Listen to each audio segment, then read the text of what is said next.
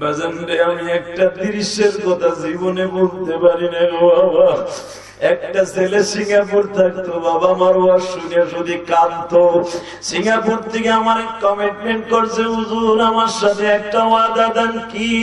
আমি দেশে মাদারীপুর আসলে হুজুর আমার ওয়াজ করে দিবেন। ঠিক আছে, দিব গো ভাই। আল্লাহর বান্দা আমাকে ওয়াজ দেওয়ার জন্য, আমাকে দিয়ে ওয়াজ দেওয়ার জন্য দেশে আসছে বাবা। একাই একটা ওয়াজের আয়োজন করছে, আমারে দাওয়াত দিছে। আমি বাজান রে, মাওয়া ফেরিঘাট নাম শুনছেন না? মাওয়া ফেরিঘাট পার হয়ে যখন আমি গাড়িটা স্টার্ট দিয়ে রওনা দিলাম, আমারে ফোন দিয়ে বলো, হুজুর কই? মাওয়া পার হইছি বাবা, শিবচরের কাছাকাছি। বলে, হুজুর আসেন, আমি আপনার রাস্তায় দাঁড়ায় আছি, আমি আপনার জন্য কটা ফল কিনে নিয়ে আসি মাদারীপুর থেকে। বাজান রে, মাদারীপুর থেকে ফল কিনে নিয়ে যখন মোটর সাইকেল লইয়া ছোট মেয়েটারে, 6 বছরের মেয়েটারে মোটর সাইকেলের পিছনে উঠাইয়ে আমার জন্য 4-5 পদের ফল কিনে নিয়ে আসি, আমাকে রিসিভ করবে। বাজান ফল কিনে নিয়ে যখন আসতেছে, পিছনের থেকে রড বাহি বিশাল বড় একটা কভার ব্যাগ পিছনের থেকে এমন জোরে চাপা দিছে গো বাবা। আমার জীবনে এই দৃশ্য কোনদিন বলতে পারি নাই রে ভাই।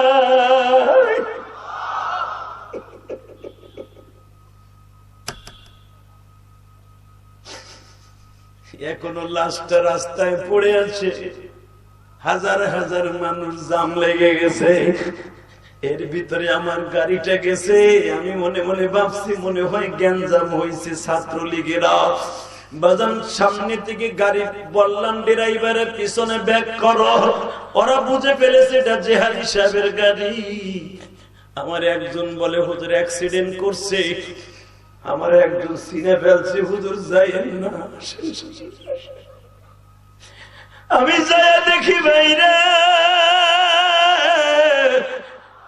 মাথাটা রক্তে রঞ্জিত, পুরা বডিটা রঞ্জিত। এই পেটের উপর দিয়ে চাকাটা গেছে বাবা, হাড্ডি গুলো চালতে শেষার মতো শেষা হয়ে গেছে। মোটর সাইকেলটা চ্যাপটা হয়ে গেছে। মেয়েটারে মাদারীপুর হসপিটাল নিয়ে গেছে। আমি গুনাহগার লাশটারে থানায় পাঠাইয়া মেয়েটারে দেখতে গেলাম। এখন তুমি যদি সত্যিকারে বাপ প্রেমিক সহ্য করতে পারবে না। আল্লাহর কি কুদরত বাবা, মেয়েটার কিছু হয় নাই। যখনই পিছনের থেকে মারছে, বাবায় বাম পাশে পড়ছে, মেয়েটার ডাইন পাশে রাস্তার কিনারে পড়ে গেছে। বাবার পেটের উপর দিয়ে চাকা গেছে, মেয়েটা সুস্থ আছে, শুধু মাথাটা পারছে গো বাবা। মাথায় ব্যান্ডেজ লাগানো। মেয়েটা আমার গায়ে হাত দিয়ে কও, তোমার ফল কিনতে যাই আমার আব্বা অ্যাক্সিডেন্ট করছে।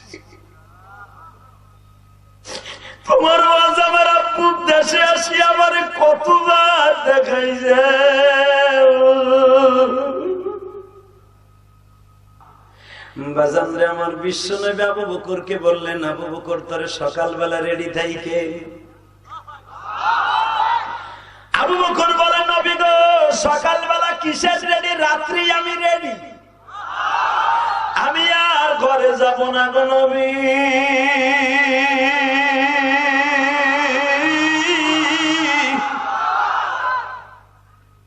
বলেন আমার রাত্রে কি কাজ করতে হবে? আমি সারা রাত মসজিদে থাকবো।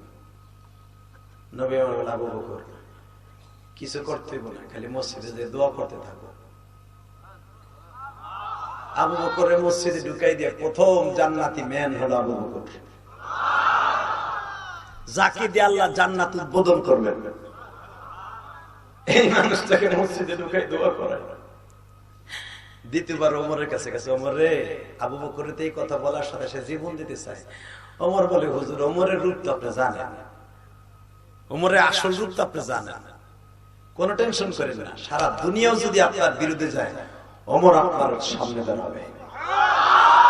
এই বুকটা প্রথম ওমরের ঝাঁঝরা হবে, তারপরে একটা তীর আমার নবীর গায়ে লাগবে। মক্কার যে বেঈমান গুলো আসবে প্রত্যেকটারে আমি চিনি, ও প্রত্যেকটারে আমি একাই ওমর যথেষ্ট ইনশাআল্লাহ। ওকে কোন জায়গায় কিভাবে মার্ডার করতে হয় আমার জানা আছে, ওকে কোন জায়গায় গুতা দিলে কাইতে পারবে আমার জানা আছে। কোন এক চান্দুর চান্দু আমার চাইতে বড় কেডার না। আল্লাহু আকবার। ওমর অস্ত্র জমা দিয়েছিল বিশ্ব নবীর পায়ের কাছে মক্কায় বসে।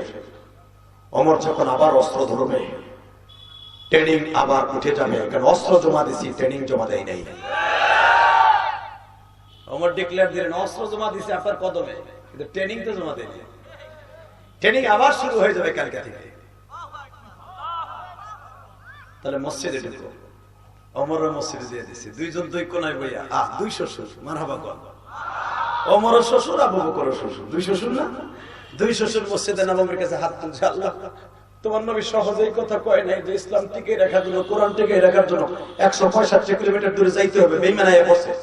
হায় আল্লাহ, ওমরের অস্ত্র জমা দিয়েছে তোমার বিশ্ব নবীর কারণে, ট্রেনিং জমা দেয় নাই। ওমর সে আসল রূপ আবার জিহাদের মাঠে ফিরিয়ে দিবা। ওয়া আশাদুহুম বিআমরিল্লাহিল হাওয়া, ওমরের সে শক্ত মেজাজ আবার ফিরিয়ে দিবা। দুইজন দুই দিকে, একজন নরম, আরহামু উম্মতি বিউম্মতি আবু বকর, ওয়া আশাদুহুম বিআমরিল্লাহিল আমর। একজন হলো উম্মতের রহমত, আর একজন হলো কঠিন। দুইজন দুই কোনায় বইয়া হাত তুলছে, আল্লাহ কয় দেখ দুই শ্বশুর করে কি। মারহাবা। একজন কয় আল্লাহ আমার নবীরে তুমি রক্ষা করো, আল্লাহ দ্বীন ইসলাম রক্ষা করো, কোরআনকে রক্ষা করো। আর একজন কয় আল্লাহ অস্ত্র জমা দিছি, ট্রেনিং জমা দেয় নাই, আমার ট্রেনিং এর আবার সেই পুনরায় ট্রেনিং আমাকে চালু করে দাও। একজন দোয়া করে, আর একজন খালি ট্রেনিং এর চিন্তা করে। তাহলে দুই কোয়ালিটির মানুষ লাগবে কি লাগবে না? খালি যদি তাবলীগ এলাকার মতো পাতলা কাটা গায়ে দিয়ে মসজিদে ফ্যান ছেড়ে ঘুমায়, ইসলাম থাকবে। ওই টাকলা মাকলা মাঝে মাঝে বাইরে লইতে চাইছে, দুনিয়া চলে যেতে পারে, আমেরিকানরা পর্যন্ত তার বিরুদ্ধে কথা বলতেছে। আল্লাহ তাকে হেদায়েত নসিব করুক, জোর করে আমিন। কষ্ট হইতেছে, আর মাত্র 10 মিনিট কথা। সারাত কিন্তু চলবো, সারাত বয়ে থাকবেন। মিথ্যা কথা, আপনি উবিবেন না, আমি উবিবেন না। তবে যতটুকু বসবো সিংহের মতো কথা বলবো, সিংহের মতো আওয়াজ শুনবো, সিংহের মতো আওয়াজ দিব। আল্লাহু আকবার জোরে বলো তো। ওমর দুই দিকে দুইজন দোয়া করে, দুজন কি ঠিক আছে না?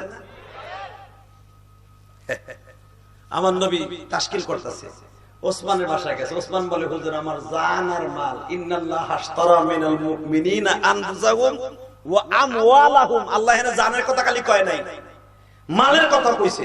আমার সব মাল সামানা যুদ্ধের লেগে মিটাই দিলাম। আলীর বাসায় গেছে, আলী রে, আলী তখন বিয়ে করে নাই, ফাতেমার লগে বিয়ে হইবে যুদ্ধের থেকে আসার পরে, আলহামদুলিল্লাহ বলে। আলী এমন একটা ঘটনা ঘটে গেছে, আলী কয় আমি তো মসজিদে ঘুমাই, আমার জানের কোন দাম আছে? আমি যদি মসজিদে ঘুমাই, আমার একটা বালিশও নাই, কিচ্ছু নাই। আপনি খালি কইবেন, আমি তো আপনি জানেন মাঝে মাঝে পাথর মাথার নিচে দিয়ে ঘুমাই। পাথর যদি না থাকে তাহলে হাত মাথার নিচে দিয়ে ঘুমাই। যেখানে রাত সেখানে কাইট। আপনি যে আমার কইবেন যেখানে যাইতে, আপনার পিছনে আমি থাকবো, পিছনের দিক দিয়ে যদি তীর আসে আমি আলী বুক পাতাই দেব, সামনে দিয়ে আসলে আমি আলী বুক পাতাই দেব, ডান দিক দিয়ে আসলে আমি বুক পাতাই দেব, বাম দিকে আসলে আমি বুক পাতাই দেব। জি, সভাপতি সাহেবকে নিয়ে যান, আল্লাহ কবুল করেন। যেরকম আমি অসুস্থ, জি বাবা যান, আল্লাহ আপনার সুস্থ করে দিন। পাল্লা বার আইসা মুনাজাতের আগে, ঠিক আছে ইনশাআল্লাহ বলেন, আল্লাহু আকবার জোরে বলেন। অসুস্থ মানুষ আমি দেখতেছি, অপারেশনের রোগী মনে হয়, দোয়া করেন আল্লাহ ওনাকে সেহাতে তাইয়্যিবা দান করেন। জোরে করে আমিন, আরো জোরে করে আমিন। কষ্ট হইতেছে, টাকা নাই দিকে। হে মুসলমানের পোলা, ইন দি মিন টাইমে 4 জনকে আগে কনভিন্স করলেন। সকালবেলা আমার নবী, সকালবেলায় আমার নবী ফজরের নামাজের পরে ডাক দিলেন, সাহাবীরা এখান থেকে 65 কিলোমিটার দূরে যেতে হবে, কে কে রাজি আছেন? প্রথম খাজরাজ বংশের একটা যুবক লাফ দিয়ে দাঁড়িয়ে বলে, বিশ্ব নবীজি আপনাকে আল্লাহ বলেছে কুল ইন্নী রাসূলুল্লাহি আলাইকুম জামিয়া, আপনি সারা পৃথিবীর নবী, আপনি শুধু মদিনার মক্কার নবী না। আপনি কোনোদিন আমাদের অযথা কোনো ডাক্তার ডাকতে পারেন না। আপনি যদি ডাক দেন আমার বংশে হাজার হাজার যুবক আছে, আপনার জন্য জীবন দিয়ে দিব। আওয়াজ বংশের এক যুবক যখন দাঁড়ায় এই প্রতিশ্রুতি দিলেন, খাজরাজ বংশের থেকে আরেকজন লাভ দিয়ে দাঁড়ায়, ও যদি পারে নবী, ওর বংশের থেকে আমার বংশের লোক বেশি, হুজুর ও যদি পারে আমি আপনার জন্য পাহাড় থেকে লাফ দিতে রাজি আছি। আমার নবী মুস্কি এসে দেখে, মালিক রে তোমার কুদরত বোঝার কোনো সিস্টেম নাই। আমি তো ভাবছিলাম এরা বুঝে আমার বিরুদ্ধে চলে যাবে। আল্লাহ তাআলা বোঝা গেল আমার কোরআন, তোমার কোরআনকে, তোমার ইসলামকে জমিনে টিকাই রাখা সম্ভব হবে। আমার জীবনের প্রথম বীরত্বর যুদ্ধ আল্লাহ,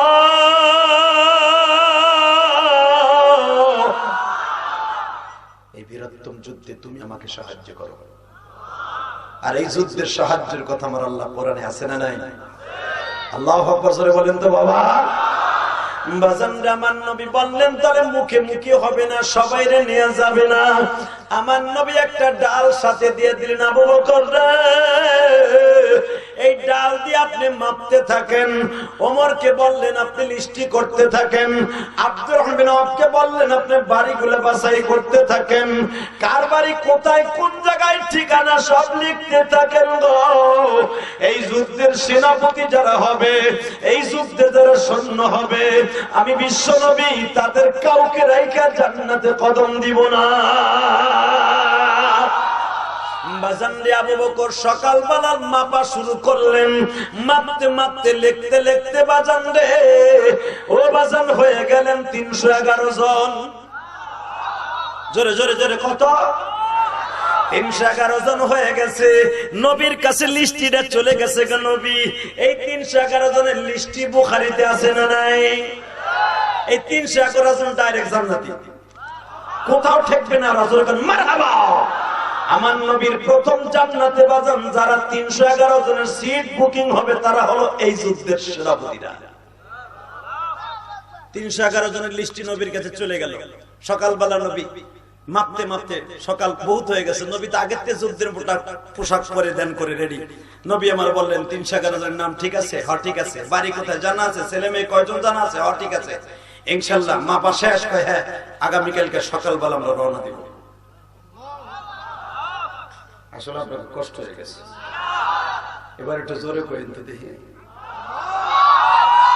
আগামীকালকে সকালবেলা আমরা রওনা দিব। আর কোন সৈন্যর দরকার নাই, 311 জনই যথেষ্ট। কারণ এই মুসলমানের ভিতরে 311 জন আমার হবে আমি নবী কল্পনাও করি নাই। আর কারণ আমনিষ্টি করে নতুন করে দিও না। যারা আছে এরা যাওয়ার মতো নয়, এরা যাইতে চাইলেও পারমিশন দিও না। ইনশাআল্লাহ আল্লাহ আমাদের সাথে আছে। সাহাবীদেরকে বললেন তোমরা তরবারি ধার দাও, এবার আওয়াজ হবে। সাহাবীকে তো বেশি তরবারি নেই, পুরান দুরান যা আছে বাবা। তরবারি যুদ্ধ করার মতো মাত্র 6টা, ঘোড়া হলো 2টা, যুদ্ধের পোশাক হলো 2খানা। যা আছে পুরান মুঠি মুঠি খুন্তা কোদাল সব দাও দিতেছে ধার। হঠাৎ করে ধার দিতে যে আমার বাজানের মানে কথা না, বুখারীর হাদিস কিতাবুল মাগাজি। আব্দুল্লাহ ইবনে মাসউদ বলেন আমরা তরবারি ধার দিচ্ছি, হযরত ওমর তরবারি গুনতাছে আর ধার দেখতাছে ধার হইছে কিনা। ইন্দিমি টাইমে দেখে ছোট্ট একটা বাচ্চা বারবার খালি আব্বার কাছে বলে আব্বা তুমিও যাবা। আব্বা বলতেছে আমি যাবো না, মানে আমি যাবো। আব্বা যুদ্ধে বলে অনেকদিন লাগবো। হ্যাঁ নবী কিন্তু দেখতেছেন আমাদের মুসল্লায় বইয়া রাত বাজে তখন 2:30। আল্লাহু আকবার বললেন। ছোট বাচ্চাটা বাবার কাছ থেকে যায় না। নবী আমার বলে বাচ্চাটা কি রে বারবার হেয়ার যায়? বলে হুজুর এর চিনেন না? ওর নাম আবু উবাদা। ওর এক বাপের এক সন্তান। ও বাবারে খুব ভালোবাসে। ওর বাপ যদি বিছানা না যায় বাচ্চাটা ঘুমায় না। অনেক বাবা আছে দেখবেন ওর সঙ্গে আসছেন ঠিকই, নাতিটারে রাইখেছে, নাতিটা এখনো ঘুমায় নাই, খালি বারবার জিজ্ঞে আব্বু কই, নানু কই, দাদু কই, তাই না? বাজানলি আমার দিকে তাকানোর চোখের পানি দিয়ে আল্লাহরে বুঝাইয়া করবো বাবা। বাবা এই সাহাবী 7 বছরের সাহাবী আবু উবাদাও ঘুমায় না। বাবা অস্ত্র ধার দেয়, ছেলেটা বাবারে বারবার বলে আব্বু তুমি যাইবা, আবার কবে ফিরে আসবা? আবু উবাদা বলে বাবারে নবীর সাথে যাইতেছি, ধরে নে আমি আর কোনোদিন ফিরে আসবো না।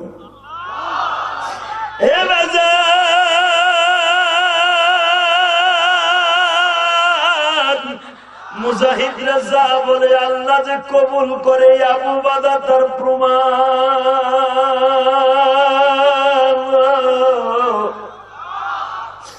বারবার বলে, আব্বু তুমি এই কথা বলো না, তুমি মরে গেলে আমি কাকে বুকে নিয়ে ঘুমাবো?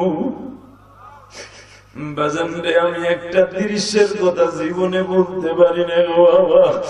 একটা ছেলে সিঙ্গাপুর থাকতো, বাবা আমার ওয়াজ শুনে শুধু কাঁদতো। সিঙ্গাপুর থেকে আমার কমিটমেন্ট করছে, হুজুর আমার সাথে একটা ওয়াদা দেন। কি? আমি দেশে মাদারীপুর আসলে হুজুর আমার ওয়াজ করে দিবেন। ঠিক আছে, দিব গো ভাই। আল্লাহর বান্দা আমাকে ওয়াজ দেওয়ার জন্য, আমাকে দিয়ে ওয়াজ দেওয়ার জন্য দেশে আসছে বাবা। একাই একটা ওয়াজের আয়োজন করছে, আমারে দাওয়াত দিছে। আমি বাজান রে মাওয়া ফেরিঘাট, নাম শুনছেন না? মাওয়া ফেরিঘাট পার হয়ে যখন আমি গাড়িটা স্টার্ট দিয়ে রওনা দিলাম, আমারে ফোন দিয়ে বলো, হুজুর কই? মাওয়া পার হইছি বাবা, শিবচরের কাছাকাছি। বলে, হুজুর আসেন, আমি আপনার রাস্তায় দাঁড়ায় আছি, আমি আপনার জন্য কটা ফল কিনে নিয়ে আসি মাদারীপুর থেকে। বাজান রে, মাদারীপুর থেকে ফল কিনে নিয়ে যখন মোটর সাইকেল লইয়া ছোট মেয়েটারে, 6 বছরের মেয়েটারে মোটর সাইকেলের পিছনে উঠাইয়ে আমার জন্য 4-5 পদের ফল কিনে নিয়ে আসি, আমাকে রিসিভ করবে। বাজান ফল কিনে নিয়ে যখন আসতেছে, পিছনের থেকে রড বাহি বিশাল বড় একটা কভার ব্যাগ পিছনের থেকে এমন জোরে চাপা দিছে গো বাবা। আমার জীবনে এই দৃশ্য কোনদিন বলতে পারি নাই রে ভাই।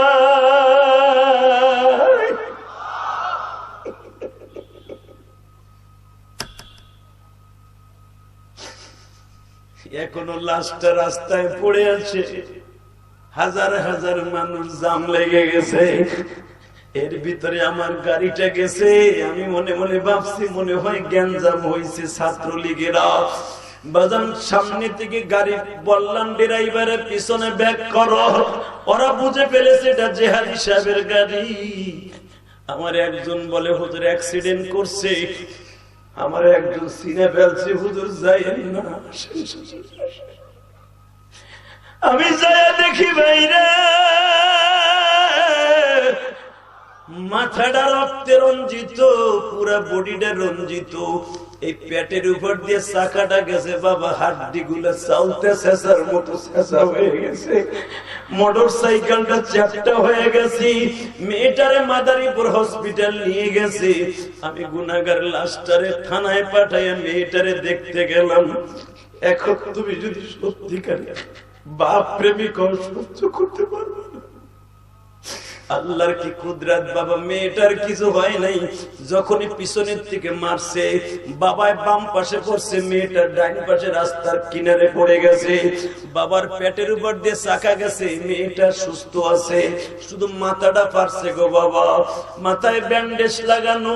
মেয়েটা আমার গায়ে হাত দিয়ে কয়, তোমার ফল কিনতে যাই আমার আব্বা অ্যাক্সিডেন্ট করছে। তোমার ওয়াজ আমার আব্বু দেশে আসি আমার কতবার দেখাই যায়।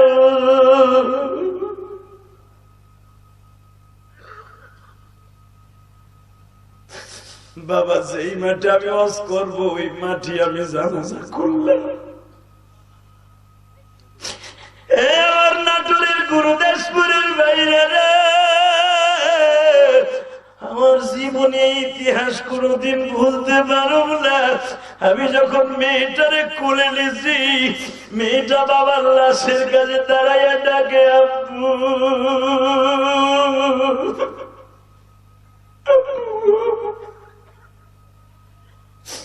তুমি কি আমারে আর কোনদিন কোলে নিবে না গো আব্বু? 6 বছরের মেয়েটার কান্না এখন আমার কলিজার মধ্যে আঘাত করে বাবা।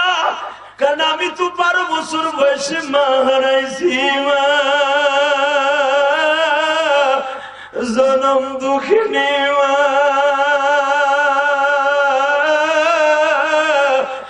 মা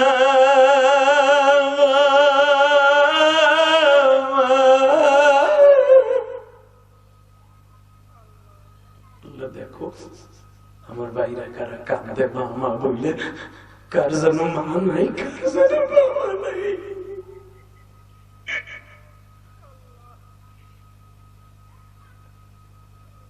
আল্লাহ দেখো তো কোন জাদু ভাই বয়ে বয়ে চোখটা মুছে তুমি না বলছো কান্না দেখে আমি সহ্য করতে পারি না, দুনিয়া সব সহ্য করতে পারি, আমি গুনাহগার বান্দার চোখের পানি সহ্য করতে পারি না।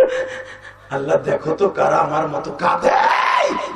যুবক, তুমি যদি তোমার মার কথা মনে করে কাঁদো ভাই, তোমার মার লাগে কাঁদলে তোমার সন্তান একদিন কাঁদবো ভাই।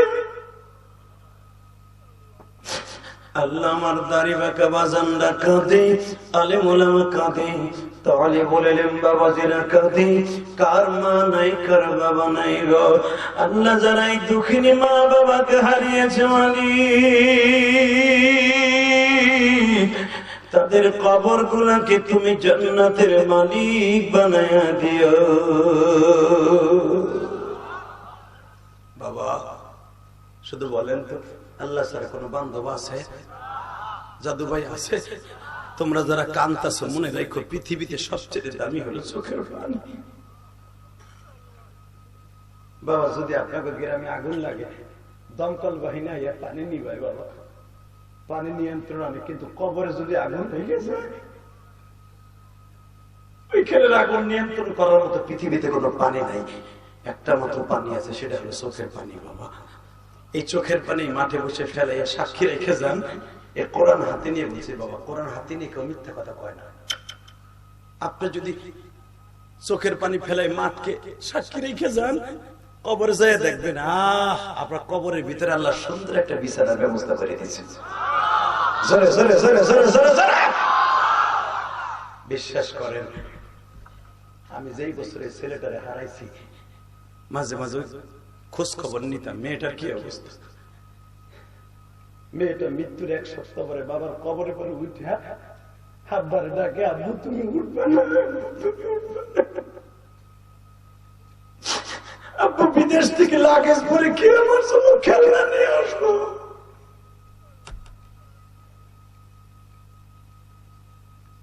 এই ইলিয়াস রহমান জিহাদি বহুত কাঁদছে, তালবাড়ির বাবাজিরা বহুত কাঁদছি বাবা। 12 বছর বয়সে মা হারে কত কাঁদছি। আজকে আমি কাঁদছি বিদায় আপনারা বয়ে বয়ে কাঁদতেছেন, আলহামদুলিল্লাহ বলতে পারেন না? শুধু আমার দিকে তাকাবেন আর কাঁদবেন। পৃথিবীতে মা ছাড়া কি? ও বাবা, এই শীতের মৌসুমে কত শীতই পিঠা খেজুরের রস দিয়ে মা বানায় দিত, কত মজা করে খাইতেন। আজকে কত বছর হয়ে গেল মা নাই, কেউ তো পিঠা বানায় দেয় না গো বাবা। এই ইলিয়াসুর রহমান জিহাদি ওই গোপালগঞ্জের মাটির নিচে ঘুমিয়ে আছে আমার মা।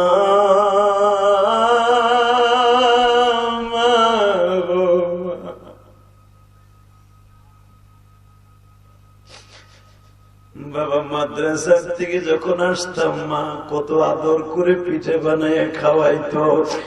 এই মাদ্রাসার তালবে আলিম বাবাজিরা, তোমাদের তো অনেকের মা নাই বাবা নাই। আজকে সারাদিন একটা ছেলে আমার খেদমত করছে।